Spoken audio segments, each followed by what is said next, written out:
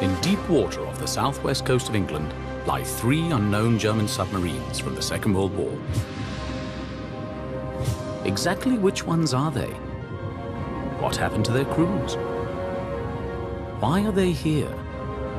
And how did they meet their end? Now at last, advances in diving techniques allow definite answers. There is really nothing more satisfying than actually going to an unidentified wreck and working out what it is. For the first time, divers uncover a secret military operation, reveal the identities of the mystery U-boats, and finally disclose the true fate of their crews.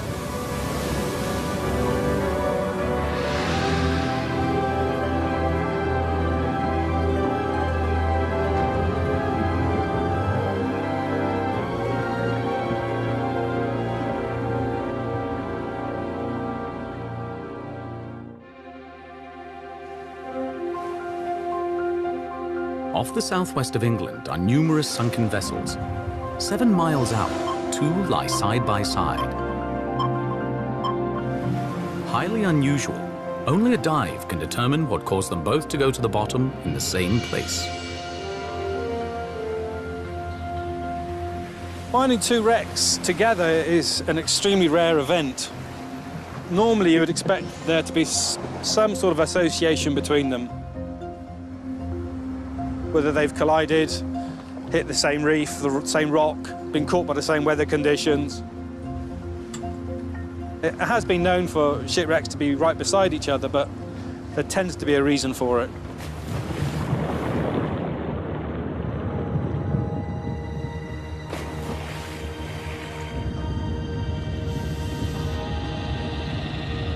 The answer lies over 60 meters down, a full 200 feet. Until recent innovations in equipment and techniques, this depth would have defeated divers. The first wreck they encounter appears to be a small cargo vessel. The first time we dived the ship, we noticed that she was very broken up, very flattened, lying on the port side, very little sticking out of the seabed. The bottom of the hull had been hit and bent back. We're not sure by what. It could be a collision or something on the surface. She's just so badly corroded and beaten up, it's just impossible to identify her. Close by appears the characteristic shape of a German submarine. You could tell that it was a classic German U-boat. She had a massive dent just after the conning tower, a complete rupture of the pressure hull. Just such an awesome amount of damage. The 2 wrecks are so close together, the divers are initially misled into assuming the fates of both are in some way connected. I really reckon she was rammed. I really, really do. It just looks so much like something's hit it, run up, sort of sliced the top of it, and then pushed the whole sub down. And that's given the pounding as the rest of the weight of the ship would have hit it. That would definitely Either make that sense. or she hit a mine halfway down on the side.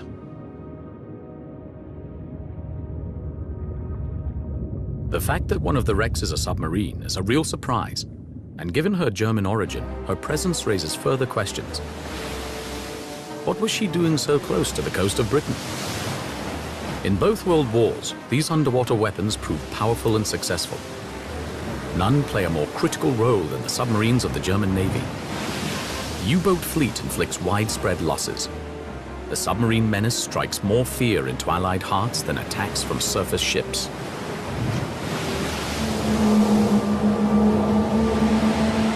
After a slow start, U-boat production goes into overdrive. Led by Admiral Dönitz, their Wolfpack tactics threaten to starve Europe of essential supplies. In the Battle of the Atlantic, Britain's very existence hangs in the balance.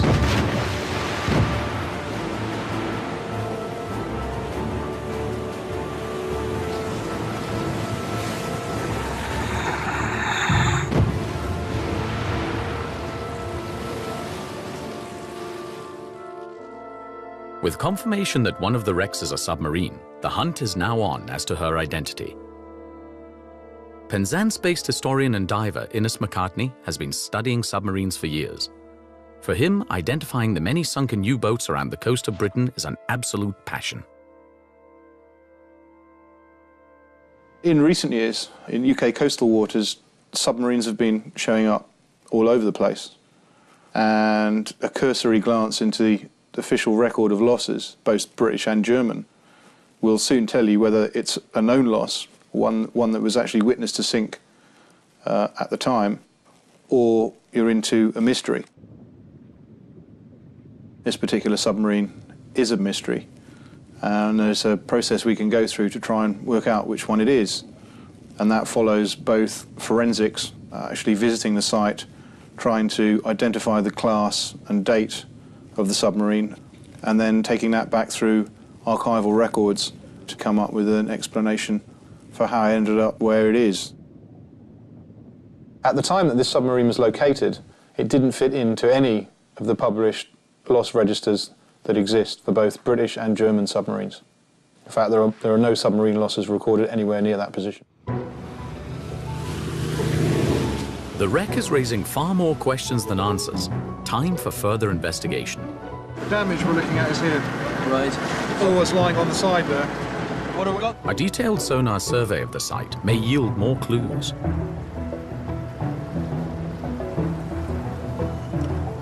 Sound passes through water easily. As it is towed, the sonar array sends out sound waves. The echoes build a detailed picture of what is down there. Today's side-scan sonar generates far more information and more detail than its wartime predecessors could. The first results are encouraging. So we're trying to do a side pass here, or we're trying to pass it? We're going to go through the middle. We're getting ambitious here. However, even now, how far down the contact is, how close the scanner is, the speed and angle at which it passes over the wreck all affect the end result. 90 meters away. Squeezing out every drop of information is as much an art as a science. Can you clock it another 10 degrees? Tweaking the tow should sharpen the image. 120 meters to run. Bill Smith's years of experience pay off. Innes gets vital information with which to plan a further dive. Oh, no, right, there's one wreck. Which side is it on? Left. Looks like a U-boat. Ah, it's the whole thing. It's the whole thing here. There's a conning tower. Right. That looks like one end.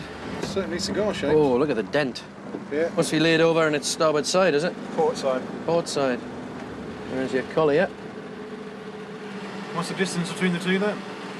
At a guess, 60 meters.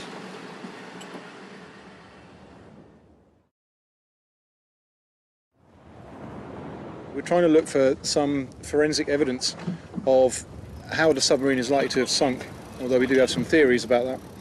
And we're also going to look at some of the external features on the submarine, which should help us to determine, if we can, its approximate age. From the bow, we want to travel along the deck on the port side and have a look at the schnorkel arrangement. It will help us date the submarine to hopefully within a few weeks of the time of its sinking. We want to have a look at some of the communications gear that we'd expect to see appended to the conning tower, and after the conning tower we want to have a look at the anti-aircraft armament, and after that we want to have a very good look at the damage area, which is starboard side aft.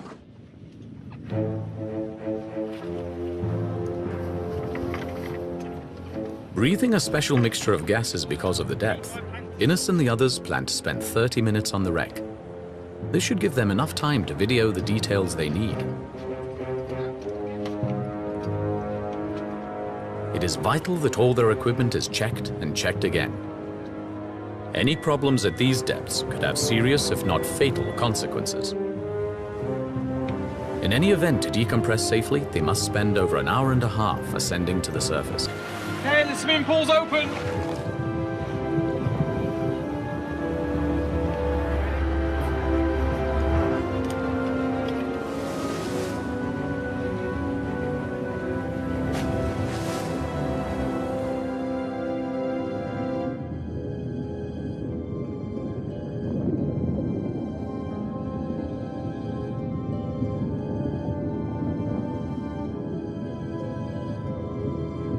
I've always found that submarines make very interesting wrecks, because they're usually largely intact. Because of the way submarines are constructed, they tend to lie on the seabed in roughly the same way you'd see them when they were running on the surface.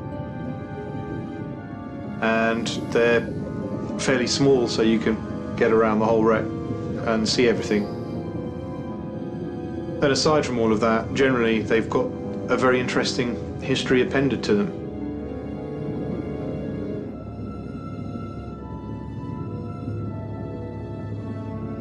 As I've got into diving submarines over the years, I've come to learn that a great deal of the submarine wrecks in the waters around the United Kingdom don't fit into any logical history as we know it, so they're also mysteries, which I find most intriguing, and there is really nothing more satisfying than actually going to an unidentified wreck and working out what it is. And in the case of submarines, because of the role they played in the wars, it's usually a very interesting and very human story. Innes is convinced the nearby shipwreck is a red herring. For him, the damage is not due to ramming, but he understands why other divers think differently. It's a hell of a big dent in the side. You swim over it, but it's so easy to look at that and go, oh, that's got to be caused by being hit by something, you know? It's because of it, because of the shape of it, the way it's scalloped in there, you know? 60 years on, a German submarine lies just 7 miles off the Cornish coast, untouched, unvisited, and unknown. No U-boat is recorded as lost here, so which one is it, and why is it here? As Germany battles to isolate Britain, the Allies employ increasingly effective measures to counter the submarine threat. More accurate sonar, interception of signals and codes, greater coordination with aerial reconnaissance, better use of depth charges. U-boat command can no longer send craft out on the surface for long periods. Their solution is the snorkel. Using a special new air intake, the U-boats can now remain underwater for entire patrols. The presence of a snorkel tube on the wreck is a significant clue. It allows Innes McCartney to narrow his search. This one still is in fairly good condition, as you can see. All the features around the top of the conning tower here are all there. Here's the attack periscope. It's the conning tower hatch there, which is open. It's the control pillar. This is the sky observation periscope. And here's the snorkel itself. And a ring in this position on the mast is indicative of the Type 1 snorkel arrangement. And this is usually associated with submarines that have been sunk in the last few weeks of the war. So this is a very good dating item. Lead me to believe that this submarine has been lost in 1945. It's a significant leap forward in the investigation. To make further headway, Innes travels to Germany to examine the only intact Type 7C U-boat in the world, identical to the mystery submarine. On the shores of the Baltic, he teams up with German U-boat historian Axel Niesler. On Type 7 U-boats, the stern is one area that generally you find is usually quite intact, and it's sort of the iconic view, isn't it, with the twin rudders and the torpedo tube coming out between them. That's solid steel, eh?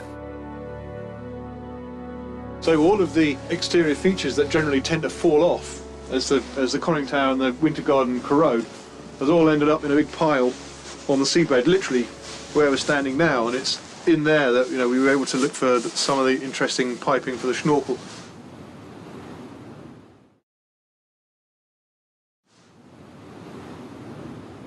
These boats were not built for being comfortable to the crew. These were fighting machines. And with a normal crew of, say, between 45 and 50 men crammed into these boats, living conditions were horrible. Imagine the stink 50 persons produce inside a U-boat pressure hull. And with all the noise generated both inside the boat and coming from outside, it is a horrible vision. This is a diesel compartment now, which is separated by these two doors from the rest of the boat. It is cramped. Yeah, it is rather cramped. Very cramped. And now we come to the heart of the boat, the control room. This is the ladder upstairs to the bridge. Where the attack periscope is used. Right, and the conning tower. And here we have the control panels for the hydrophone. Imagine rough weather with heavy sea. The whole boat is rolling like this all the time, 24 hours a day. So it's not one of the easiest jobs to do service in here. U-boat design on the inside remained more or less unchanged throughout the war. But it is out on the deck that the key to Germany's changing U-boat tactics is to be found.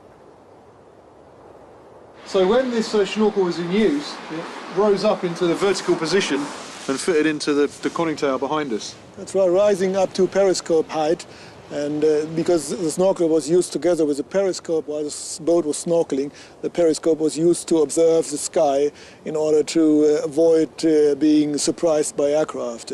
And it was used to be able, so they could run the diesel engines while the boat was submerged. Yeah, without the snorkel, these inshore operations in 1944-45 wouldn't have been possible. The search now takes a dramatic new twist. Astonishingly, 2 more unidentified submarines have been found only a few miles away. Could there be any connection between these 3 wrecks? First, they need to identify the new finds. Luckily, at 60 meters, nearly 200 feet, the first submarine is at the same depth as the original. There are other striking similarities. Her shape confirms that she too is German and of the same design, a Type 7C. She even displays that telltale feature of the late war U-boats, the snorkel. However, her damage is in a different area. The impact was catastrophic, totally shearing off the bow. To crush and twist the metal of a submarine's pressure hull, normally so robust, implies massive force. Memories haunt the site. Rubber boots poke out from among the remaining metal, a clue to the horrific nature of the submarine's demise.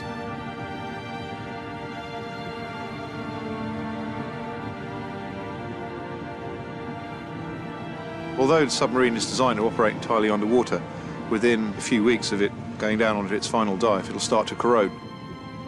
They are, after all, made of iron and steel, so they will rust. The thin metal that makes up the casing and the top deck, the fuel tanks, and a lot of the features around the conning tower has completely corroded away, so what we tend to see now on the seabed is the pressure hull and the centre part of the conning tower, with the rest of the features having fallen off and lying on the seabed next to the submarine. Just 7 miles to the southwest, again at the same depth, and again lying on her port side, is the 3rd submarine. Her shape too betrays her as German, again a late war model. And she seems to have suffered the same fate.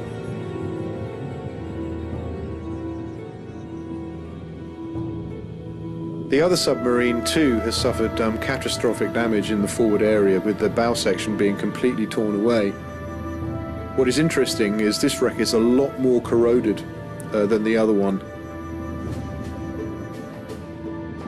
The submarine itself has broken down a lot more, and there's enough evidence on site for us to conclude that it is a late war Type 7 U-boat.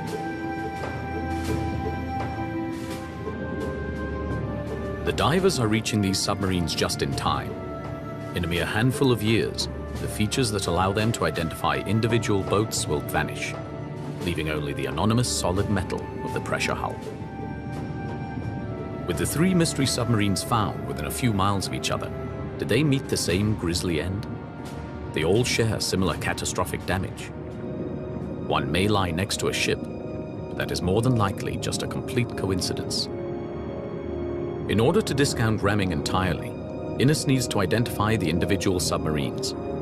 By adding the evidence from the dives to his and Axel's search of British and German archives, they are on the brink of naming each of the 3 mystery U-boats. There were several boats operating in this area, but as far as we know, none of these boats was recorded as being lost in the Cornish area. But now, having 3 wrecks off the coast of Cornwall, there is certainly reason to doubt these immediate post-war decisions. From the archive, they now have 3 firm candidates. Only by diving and recording more footage for analysis can they determine which one is which. And so through diving and through a study of the forensics and the material that lies on each site, we try to identify each submarine. It's fortunate for us that there were very specific design differences between all three, and by looking for specific features on all three sites, we were able to satisfy ourselves that we'd been able to tell them apart. Here's the ring float schnorkel on the foredeck. There's the cutaway, and actually right there is the round schnorkel head. And I kind of knew when I saw that I was looking at something important, because it's the only time I've ever seen one on a war loss. I mean, I've seen some Operation Deadline, but I've never seen one on a submarine that's been lost in action before. So I knew it was important. And yeah, it's a key element in identifying this boat as 325, because it is the only one of these three boats which carried this kind of snorkel head. yeah, I mean, it's a rare feature. Well, from the details we have collected on the wrecks, comparing it with the details we have collected on the equipment of the wartime boats, we are pretty sure that there is 100% certainty in allocating individual boats to individual wrecks.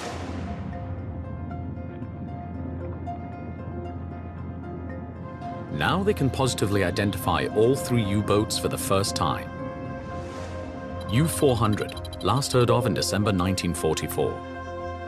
U-1021, last heard of in March 1945. And U-325, last heard of in April 1945. Now a new, deeper mystery beckons. Official records list all these submarines as sunk elsewhere. It is time to discover the secret that lies behind their brutal destruction.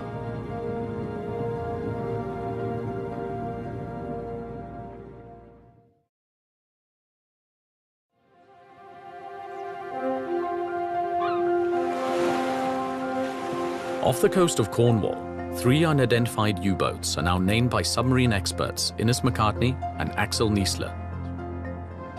U-400 disappears in December 1944. U-1021 is lost in March 1945. And U-325 becomes a victim in the very last week of the war. British records list these submarines as sunk elsewhere. The mystery deepens. Why are they here?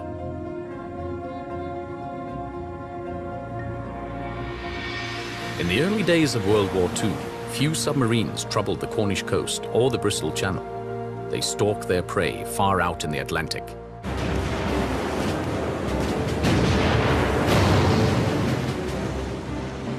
In 1944, this changes. No one knows better than the commander of U-413, Knight's Cross holder Gustav Poole. Our old tactic was to gather several U-boats on the surface. They would try to sail in front of a convoy, then dive for the attack. Heavy air cover made that no longer possible. Also, the British had superior communications.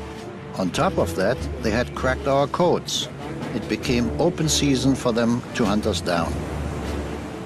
So I wasn't at all surprised to be told no more missions in the North Atlantic. Instead, attack along the coast. My orders were to intercept the coastal convoys, taking war material to the Channel ports.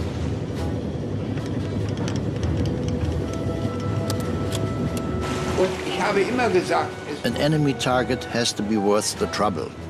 There's no point dying for the sake of a tramp steamer with a couple of crew and a few tons of freight. That's stupid. Because the U-boat, as long as it exists, represents a greater threat than just managing to sink a small ship of a few hundred tons.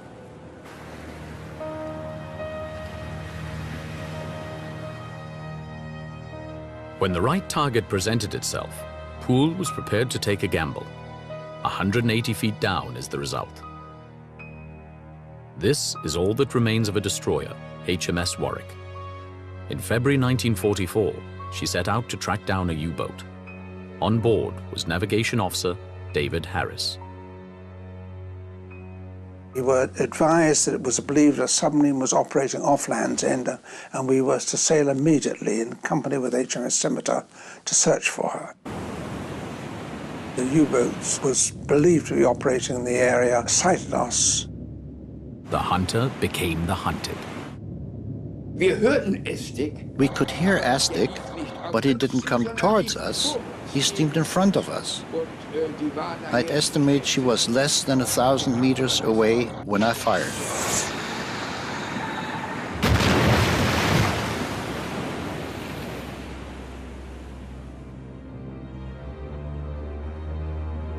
There was a very big explosion down aft, followed shortly afterwards by the biggest explosion I've ever seen at close quarters.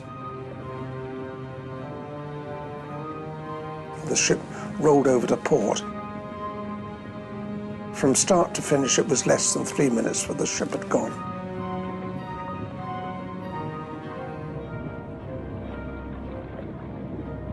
It was obvious with the stern missing, the ship was going to go down. It was how long would it stay afloat?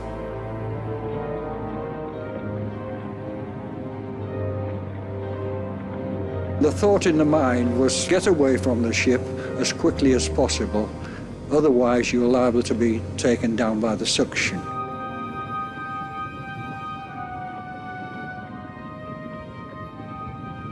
I heard a few calls for help, but once I got away from the ship, I didn't see anybody at all. Out of a crew of 130, 68 men go down with the ship.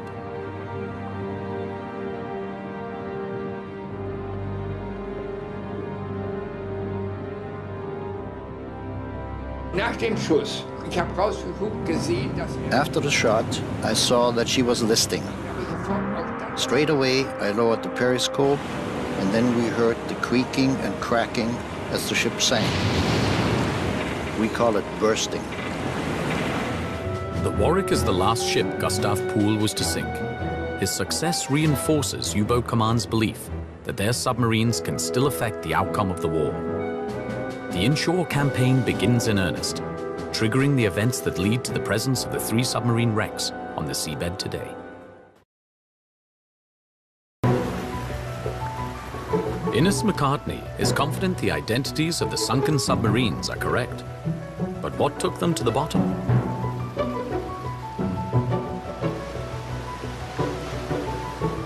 For a professional analysis of the damage, he plans to measure the impact area behind the conning tower on U-325.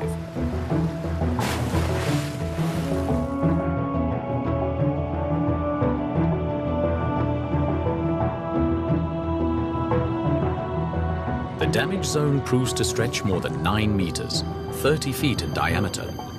Innes is increasingly convinced that the damage on all 3 submarines was caused by the same thing.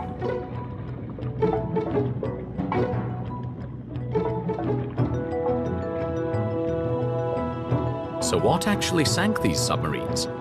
Depth charges? Torpedoes? Bombs? Shells? Mines or even ramming? Close scrutiny of the debris could provide the solution.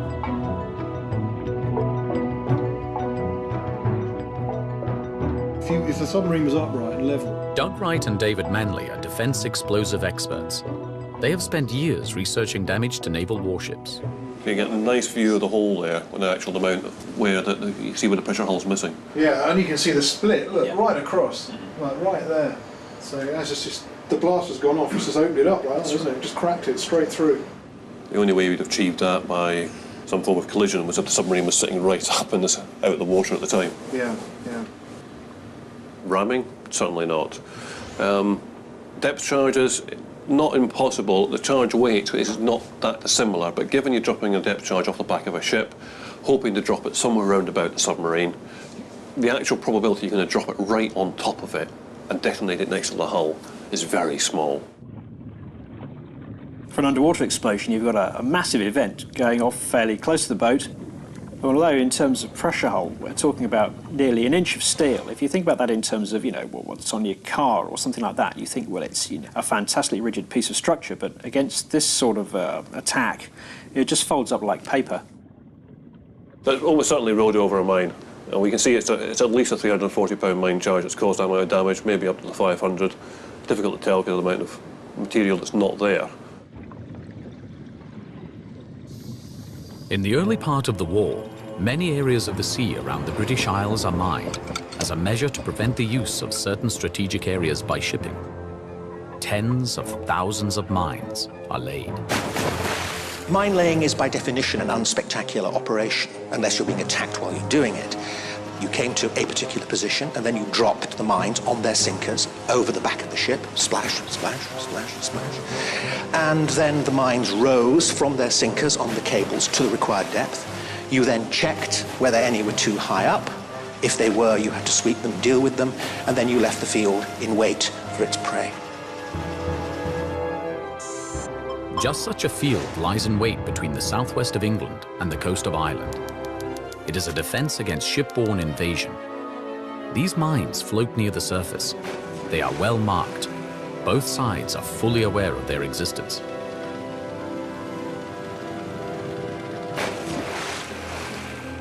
Any submarine would steer clear of these lethal hazards. Could 3 U-boats really run into mines in a known safe area? Innes is not helped by the fact that when a submarine is sunk by a mine, it often goes unnoticed and unrecorded. And after the war, the full story of Britain's mine-laying strategy is kept secret. But searching in the Royal Navy archives, Innes finally finds clues to what may have happened. The information that we've been able to get here today, which was classified until fairly recently, actually details specifically where the lines of mines were laid along this part of the Cornish coast during the last year of the war. On this chart here of the western approaches to the Bristol Channel, we can see the red box, which was the declared minefield that existed from 1940 right through to the end of the war. Running along the North Cornish coast, we have what was known as the Southern Gap, which convoys would use coming up from the southwest. The U-boats knew of the existence of this Southern Gap, and so in the event they were likely to be operating in this area, they would be targeting the North Cornish coast as an area to torpedo ships. With the intelligence information that came the Allies' way, the strategy was to lay a deep anti-U-boat minefield right across the Southern Gap. Lines of mines were laid at a depth of 70 feet below the water, so that the convoys traversing that area could pass quite safely over the top of the mines. But any U-boat submerged, entering that area looking for targets, is going to go into a minefield. The recently declassified document reveals a secret operation. The Admiralty orders deep mines to be laid across the Southern Gap, starting in November 1944.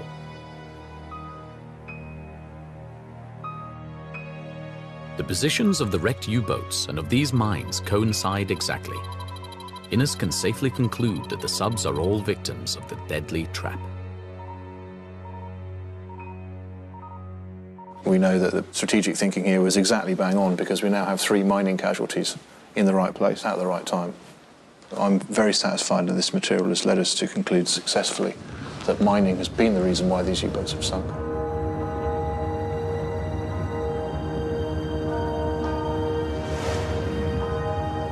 The 3 mystery submarines are proving to be the keys to other secrets. They yield their true identities. Their positions give away their mission: to destroy vital war supplies close inshore. Expert analysis of their damage confirms all 3 meet their end by mines. Added together, they are new, conclusive proof of the success of Britain's previously underrated mine-laying strategy. But why did the Germans fall into the trap? It's a very crafty operation. You're laying mines below the depth of surface shipping, 70 feet in this case. The only things you can kill are submarines on their nefarious business. And it's quite a focused way of using the mine weapon, and it was extremely effective. The Mark 17 mines contain between 350 and 500 pounds of high explosive, enough to sink a battleship. They detonate on contact with horns protruding from their casing. Against submarines, they are particularly lethal. A surface ship, you'll blow a big hole in the bottom. A submarine might blow the whole bows off. And of course, the smaller the target, the more catastrophic the damage. You can sink it with one blow.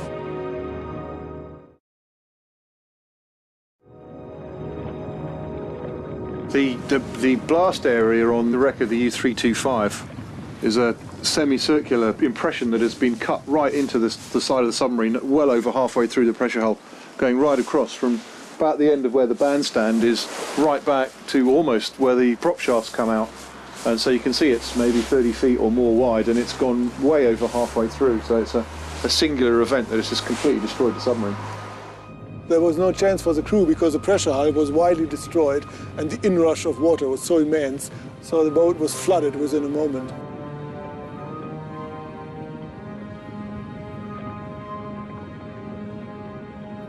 On the wreckers of 1021 and the 400, we've got the forward section lying completely off, and then a big gaping hole in this area, and I think the mine's likely to have detonated at the point where the keel here starts to rise, just about where I'm standing. And the force of the explosion has completely torn off the bow section. Now this is quite heavy because of the weight of the torpedoes and the torpedo tube, so gravity alone would have finished off whatever the blast did, and it's just torn it off completely. The details of these U-boats' last voyages have now finally come to light, and with their identities and the reasons why they were sunk now firmly established, their last voyages can be pieced together.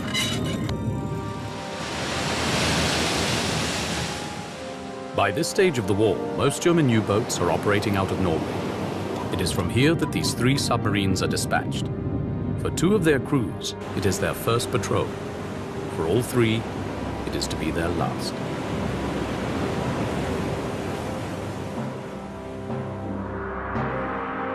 U-400, 18th of November 1944, under Captain Horst Kreutz. U-1021, 20th of February 1945, Captain William Holpert. U-325, 20th of March 1945, Captain Irvin Dorn.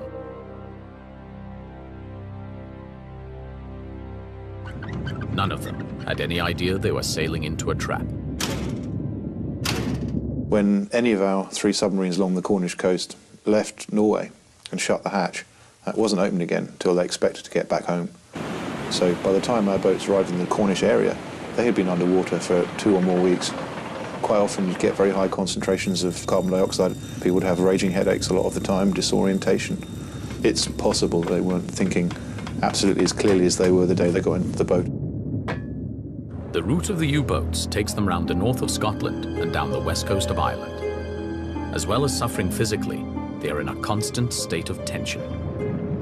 It is always the stress which is superimposed on this by the threat from being killed.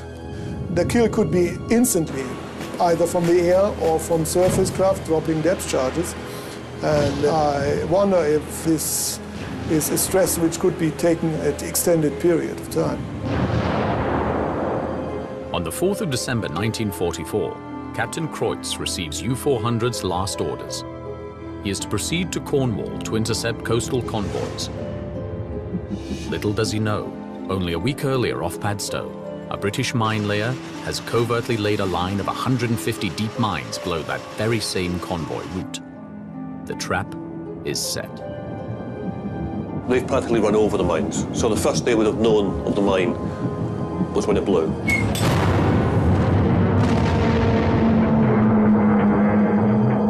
They might have heard a scrape or a crack, but that's about it. If you knew there is mines, you wouldn't enter this area at all, because mines are very, very dangerous. You can see them, and once you hit them, you are done for. A month later, U-400 is reported missing. No one then knows her true fate or location. After the war, British records list her as destroyed by a frigate off the Irish coast.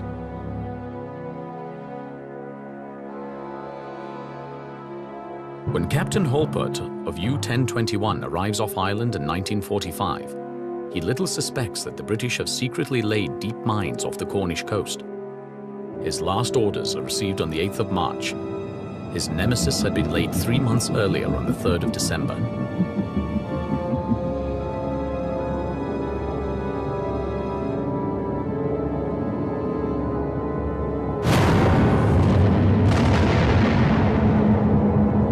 14th of March, a British steamer in the area reports hearing a loud explosion. This previously unexplained event is probably the last moments of U-1021. At the time, her loss is attributed to an action 500 miles to the north, off the coast of Scotland.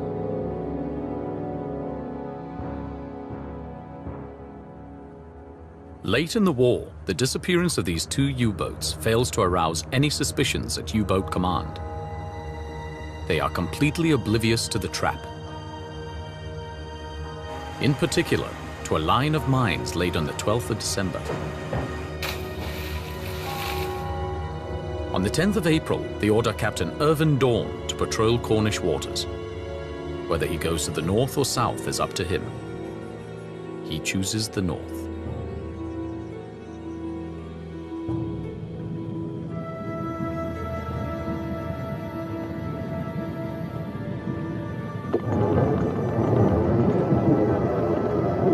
.325 was obviously in between the mines and was turning or trying to drift backwards or forward. She was manoeuvring.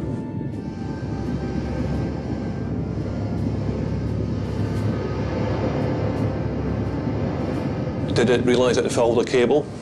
Was it hoping to reverse out? Was it trying to turn when it was there?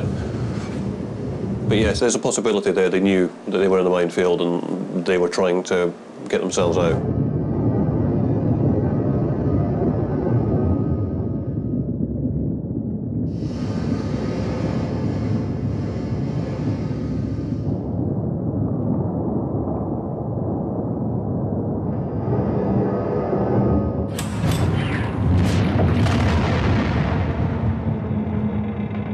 There's a massive shockwave that's come right in and travelled throughout the submarine. In a few seconds, it's just completely destroyed. So even if this door had been closed, it might have been forced open by the sheer force of the explosion. I would think so. Also yeah. swamping all these compartments within a matter of seconds. Must have been hell on earth. Unimaginable.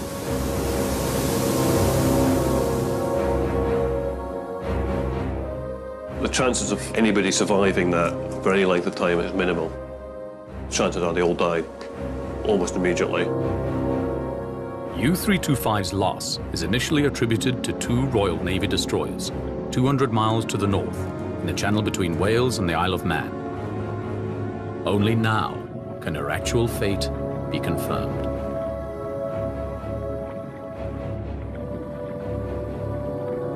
There's nobody who can tell us about these final moments on a boat being sunk. But certainly it's not something we could choose as the best way to die.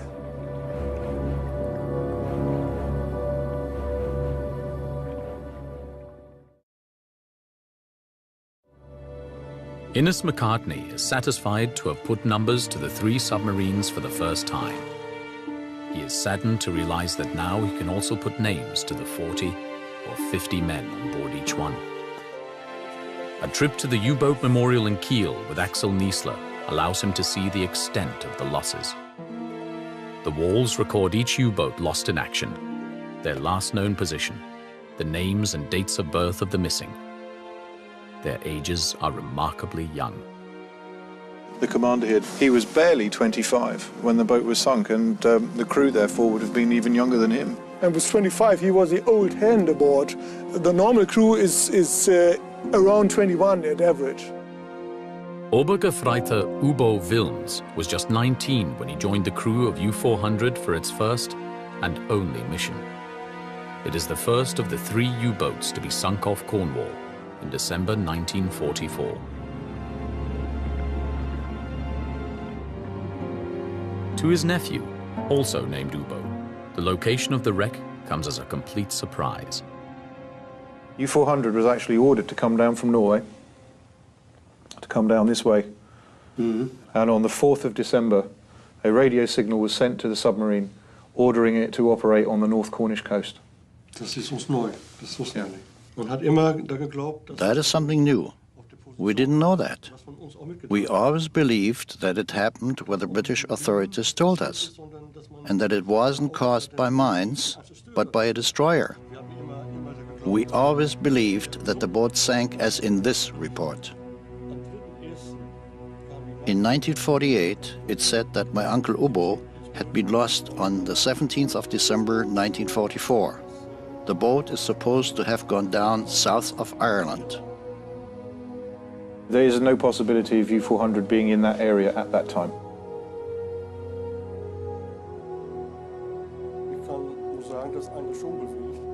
I can only say that his death still affects me to this day, because he was my uncle. It's just a pity his parents never knew where he died and now never will.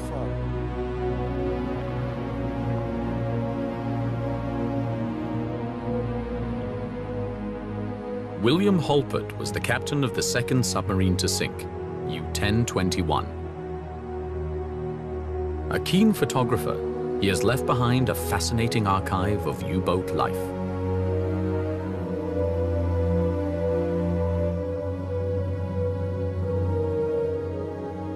Today, this comprehensive photographic record is in the care of his nephew's wife. Das ist William. On the bridge of his submarine. Ja. Here he is on the back of the Winter Garden. She, too, is perplexed by the fact that the U-boat's fate was recorded incorrectly. But why? At the beginning, don't you have to know where they shot at the boats and where the mines were? I think it is interesting that it's been found. It was thought that they would never be discovered again. And I think it is fantastic that the boat has been found.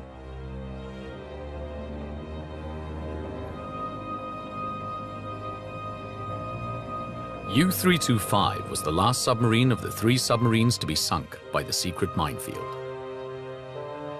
Her captain, Irvin Dorn, was just 25. He joined the Navy at 18. 4 years later, he married Margarete. They had a son, Hans Heinrich. When Dorn took command of U-325 in 1943, it was a proud moment. His widow recalls when she last saw him. March 1945. On the 5th of March, my husband went to Berlin to make a report and then back to Bergen to rejoin his crew. Then they left on their second patrol. After that, she heard nothing. I didn't find out anything until 1947. Then I got a letter from the British authorities. 60 years on, the news of the loss of her husband still haunts her. War sicher immer stolz und froh, dass das so He was proud and happy that he had achieved what he wanted. But of course, I wasn't very happy about the U-boat thing. I would have preferred him to remain ashore. But there were so many of them, so many.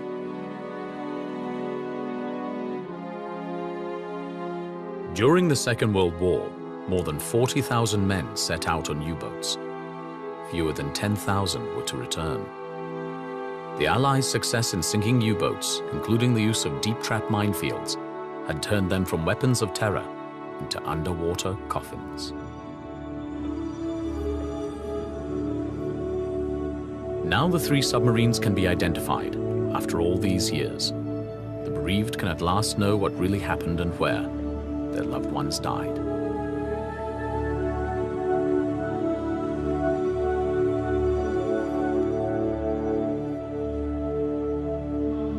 Ubbo Wilms never expected to be able to pay his last respects to his missing uncle.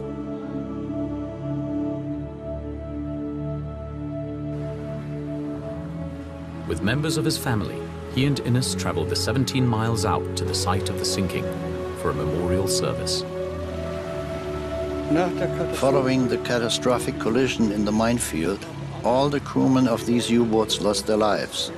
And even today, mankind has still not yet learned anything from these events. For this reason, we remember all the seamen of the world, irrespective of whether they come from Germany, England, Canada, France, or any other country. Das ist die Schiffsraumstraße. Das ist Hunde vom Boot.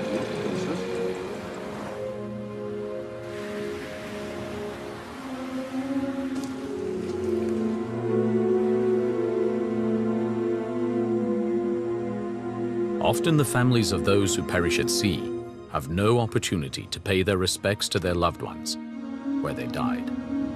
For the crews of these 3 submarines, at least, their final resting place has at last been found.